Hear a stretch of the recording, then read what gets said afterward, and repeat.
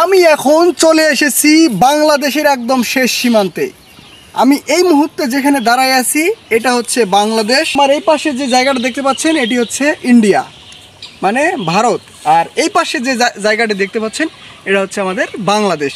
আমি এখন দাঁড়ায় আছি একটা বাংলাদেশ একটা ইন্ডিয়া। আমি এখন ইন্ডিয়া এবং বাংলাদেশের মাঝখানে দাঁড়িয়ে আছি। আসুন,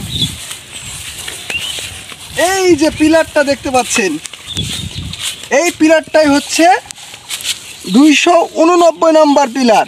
তার মানে এই সাইডটা হচ্ছে বাংলাদেশ আর এই সাইডটা যে আপনারা দেখতে পাচ্ছেন এখানে লেখা আছে ইন্ডিয়া। 289 নম্বর পিলার, এটা হচ্ছে সেই ইন্ডিয়ার পিলার। আমি এখন দাঁড়াই আছি বাংলাদেশ এবং ইন্ডিয়ার মাঝখানে।